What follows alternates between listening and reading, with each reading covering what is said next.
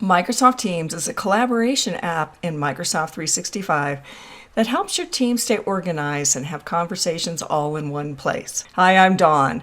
In this training, we'll explore what you need to know to start being productive with Microsoft Teams. Teams brings together chat, meetings, calling, content collaboration, and shared files and apps in a single, secure location. As we continue, we'll look at an overview of the Teams interface, explore Teams and channels, work with chat for informal conversations, learn about scheduling and attending meetings, and also see how you can work with files and apps. The Microsoft Teams interface includes a navigation bar where you'll see notifications about your recent activity, chats, teams, meetings, files, and apps. Let's look first at teams and channels. A team is a collection of people, content, tools, all based on a specific project or group. So here, for instance, is a company-wide team for the Contoso organization. All teams will start with a general channel, and then additional ones can be added as needed. But here we have a team that's more project-based, and unlike the company-wide, not everyone would see this or be involved with this team. Or it might be department-based, such as sales and marketing. Now, as you can see here, teams are made up of channels, and you build those channels by topic, department, projects, smaller work groups, and it could even be for some fun. So channels are really where the real work gets done, where you hold meetings, have team conversations, and share and work on files. You might think of teams as different houses with each channel as rooms in the houses. So let's explore this sales and marketing team in a little bit more detail. And by the way, these teams can be moved up or down in your view so that you can give priority to the ones you want to work with more often. One of the things that will help you in Microsoft Teams is to understand a little bit more about the visual information that we see here. If a channel is in bold, that means that there's been some additional activity since you were last in that channel. Here we see an indicator which is telling us that we've had some @ mentions, that is, some specific mentions to us personally or to that team. The explanation mark indicates that we have a message or conversation that's been flagged as important. If I click on monthly reports, we would see this important message as part of this conversation within this channel. As we continue, I'll show you how to create and manage teams and channels. But for now, let's step back to explore a little bit more about the Teams interface. In the navigation bar, we can see that we have some additional indicators. Activity is showing you everything that's happened on your team and all of your unread messages, replies, mentions, and so on. This number here is simply telling us that this much was missed, or that we've got this much to look at. And then we can follow then this activity to see exactly what happened. And it could be that someone mentioned you or that someone reacted to a post, all of this activity here. So you can make a determination about where you should go next. The nice thing about this activity as well is that there is a filter. So within that, I could type in a specific word that I'm looking for, and notice how that filters down the mentions or the activity, whether or not it's something that I've seen before. Chat is where you can start a conversation with one or more members of your team or organization. This is also where you can make video or audio calls directly from chats. In the calendar, you can view your weekly schedule and easily create new meetings. In calls, if this option is enabled by your organization, you can use this area to call people or sometimes even to capture voicemail. From the files icon, we can then see all the files that have ever been shared by the team. And the apps icon, this gives us the ability to access additional apps that we could run or work with through Teams. The command box at the top of the screen gives us the option to globally search items or people, take quick actions, and launch applications. And then finally, our profile in the upper right-hand corner. This is where you can customize settings, change your status for availability, and have access to other key areas related to you within Teams. So we'll explore some of these options in more detail as we continue our look at Teams. Let's look next at creating and managing teams. In most organizations, everyone can create a team. However, many of the teams you need may already have been created, and so it's a good idea not to have a huge number of teams, which can make it more difficult to bring people together on a common issue. Depending upon your needs, if you have a short-term project, for example, a channel within an existing team might be the best option. But what if you want to join or create a team? We can start this at the bottom where we see this option, join or create a team. Here you see all of the available teams.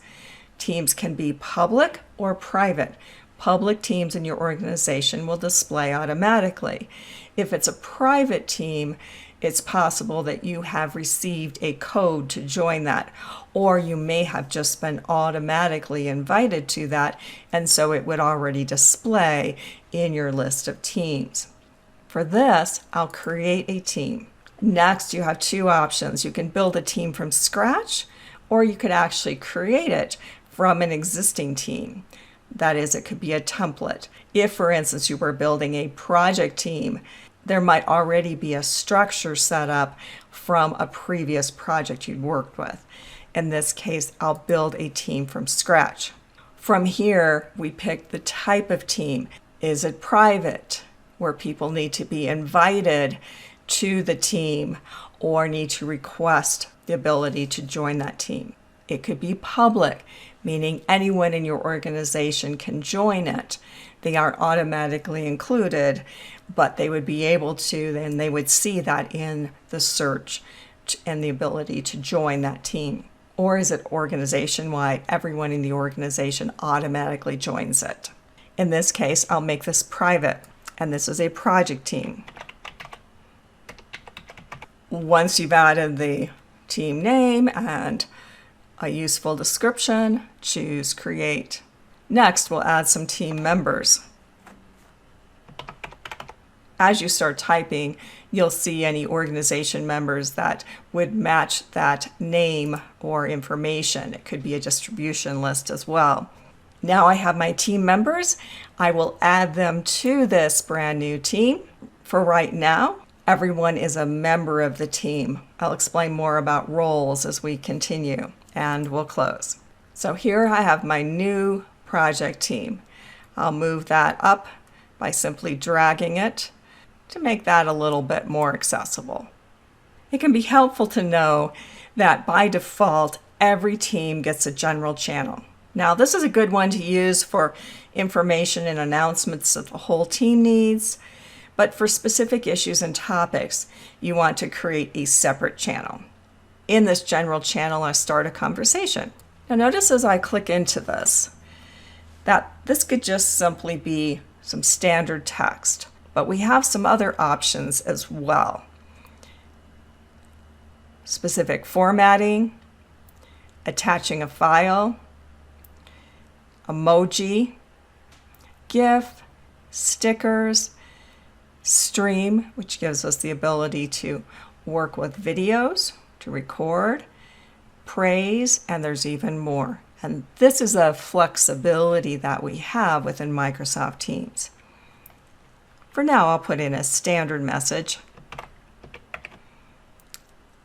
but maybe we want to just brighten that up a little bit with an emoji. And we'll go ahead and either hit enter, or you can click the send arrow on the right. Notice as well that the channels will reflect the activity that takes place. The nice thing about Teams conversations is that you can actually edit this message. Now you can only edit your own messages, but that gives us a little bit more flexibility if we forgot to mention something or we have a typo, anything like that. Now, if you hover over the message, one of the things that you might notice here are these reactions. So these are similar to some of the reactions we see in social media platforms. We also have the ... This is something we see throughout the Teams interface. From more options, Notice all of the possible things that you can do here. We could delete this message, we could copy a link to it, and we could edit. And what I want to do is have an @mention. An @mention is handy in a conversation because it's a way to either flag the entire team, the channel, or even individuals. And this is a way to then further notify those people that there has been some activity. Notice when I type the @ only the team members show up. And I could select one of these individuals so that they are mentioned. But I want this to be for the entire team. For that, I'll type the word team. If you're in a specific channel, and pick this from the suggestions. An @mention could also be @channel. So this would call attention to that new conversation within the channel for anyone who has flagged notifications. Because I'm editing, now my options are a little bit different here, and I'll simply hit the checkbox to say that I'm done. This indicator here tells us that there is an @mention.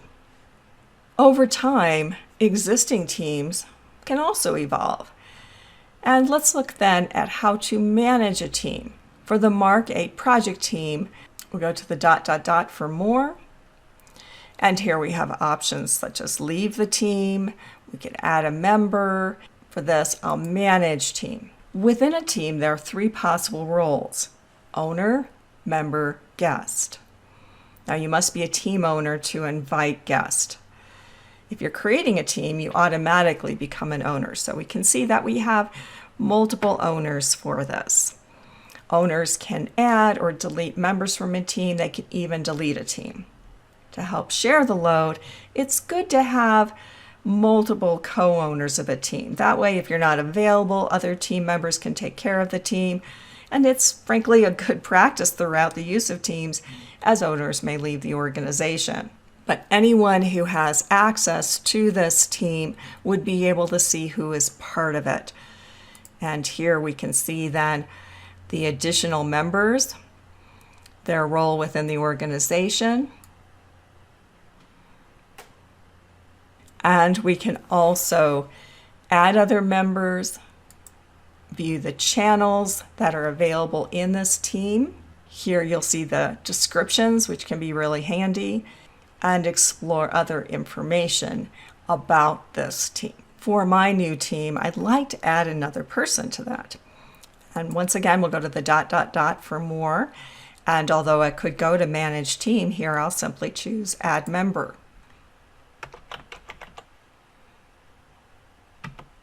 And I'll add Nestor to the list. What if I want to change his role? That's where we go back to manage team. And I have my members and guests. Here is Nestor. Under role, in the drop-down, I will choose owner. But now Nestor and I are both owners of this team. I'll return back to the general channel. And for this, I want to make this an announcement. So Nestor's not only new to the team, but he's also new to the organization. This is where we go to format. And what happens here is that this opens up our compose box. And this gives you more flexibility for formatting, for the size and style of your text, and to create something that's a little bit more robust, such as you would have in word processing or even an email. For this, I want this to be an announcement rather than a conversation. So now I even have more options in terms of how this might look. And further formatting is available over into the right-hand side, where I could choose a background image or even change the color scheme here.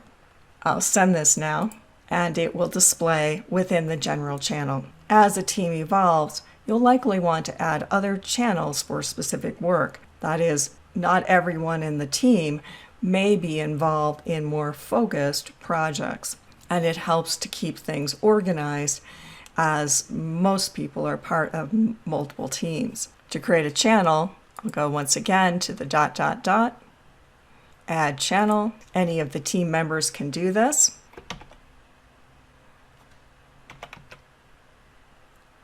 In addition to the channel name and description, another option is the privacy. The default is that this is a channel that everyone on the team is able to see. Another option is a private channel within the team. So a private channel is limited to specific members. In fact, a private channel can even have different owners than the team, but all the members in the private channel would need to be part of the larger team. A private channel might be for financial or personnel issues or things that are a more limited, secure conversation. Only the people that are part of that private channel would see it as a channel within that team. We'll keep this as a standard channel, but I want everyone to see this in their channel list. And we'll add. At the top of each channel are tabs. And these are how you organize your work with links to files, apps, and services. Every channel has 3 default tabs. There's Post, and this is where your team posts messages, replies, conversations, where you can hold meetings and even share files. We have Files. This is automatically then where shared files are stored and can be accessed and can even be co-edited. You'll see some options to be able to directly upload a file, download a file, sync files. Here we have a variety of actions that we could apply to this file, including how we'd like to edit the file. And then our third tab is a wiki. This is an optional area where you can draft documents, you could track meeting notes, and collaborate in real time. So tabs aren't just containers for your content, they're really active places where you can get your work done. For this channel, we not only have those default tabs, but there's another tab here which is actually a document. And so this document has been added as a tab for easy accessibility for review and editing. To add important tools to the top of a channel, click on this plus, add a tab. For instance, we could add OneNote to provide easy access to a shared notebook, or add Planner to create a project board for tracking team tasks. One of the things to pay attention to when you're in a channel and a conversation is that these are threaded conversations. And that means that all of the replies to an existing conversation are directly under the previous messages. And that's a good thing to keep in mind. That is, if I really want to respond to this comment here, that I want to reply rather than putting my own separate conversation. However, if I want to share something separately, then I could start a new conversation here, and I'm going to attach a file. Navigate to the location of the file, select it, it will be part of this conversation. I'll use an @mention here, and I want to @mention the channel.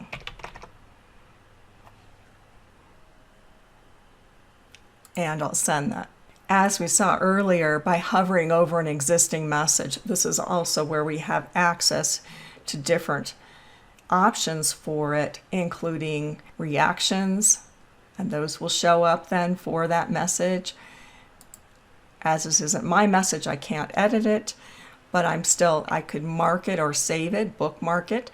That is a way to save things that are more important or that you want to reference later. Next, let's explore the other collaboration tools of Teams in more detail. Do you want to talk privately with a person or a group? That's where you use chat. This is the more traditional chat that is typically one-on-one. It doesn't have to take place in a team or a channel. I want to start a new chat here, and I could either use the keyboard shortcut Control-N or just simply click on that pencil. And I want this message to go to Alan. I'll hit enter to send that. Notice I have other options. I could have started this as a video call, an audio call if that's supported in your organization. I could start screen sharing. Could add people to this. Or I could even pop out chat, which is a great feature when you might be working on other tasks in Teams or other projects on your computer. If I have Teams minimized, or I'm working on another project, I'll see this notification that Alan has responded to my chat. And now I have an update for that. And depending upon how formal or informal my organization is, then we might add a GIF or something else fun to response.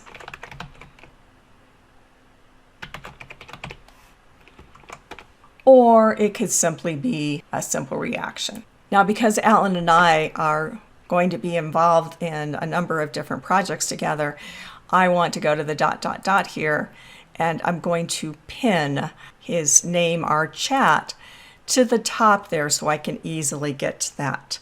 In Calendar, you can see everything you've got lined up for the day, the week, or the work week.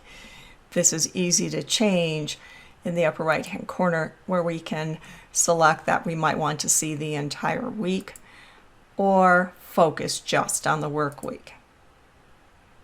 This is also where we can schedule a meeting, because your meetings list stays in sync with your Outlook calendar, so you always know what's going on. So if I want to schedule a new meeting, I'll simply choose that option here. I'll add a few people to this meeting. You could also invite other people who are outside the organization. So the meeting doesn't require that they have Teams as they access the meeting through their browser. But this is an internal meeting for our design project. And when do I want to schedule that? I'd like to schedule that next Tuesday. And it might be a little hard for me to know about availability, so this is where I could go to the scheduling assistant to see when we might be able to do that. And it looks like a lunch hour might be really helpful for us on that. So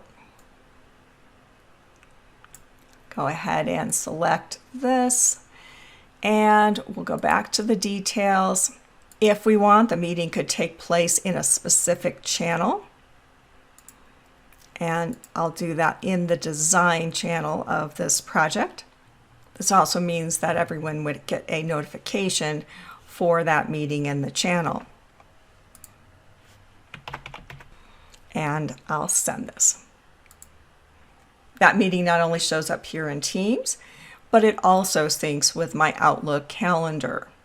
Another option in Calendar is Meet Now. This can be for a more impromptu meeting. This is also available for us in our Teams and specifically within a channel. So here we have that Meet Now option, as well as the choice to schedule a meeting. Either way, this takes us to the same place where we can then start a quick meeting.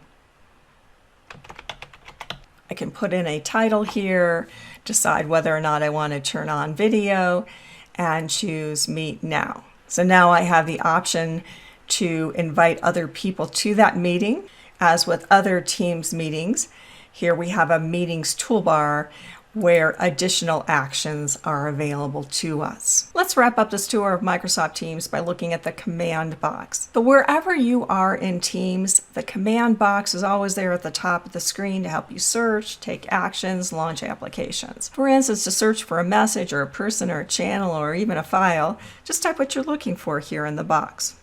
One suggestion is simply the sales and marketing team, or I could hit enter to see what other matches there might be. And then this would take me directly to those conversations. Another way to leverage the command box is through slash commands. And you can either type in a slash at the top here, and here we have quick access to some common actions. Even faster or easier, because we don't have to navigate up to the command box, is Control and the slash. From here, we see a list of descriptions where you can access specific content, get help, or even change your status. Pick the one you want or just type it. So for instance, we have help, keyboard shortcuts, what's new, and access to files. And that's our look at getting started and saving time and effort with Microsoft Teams. Thanks for watching.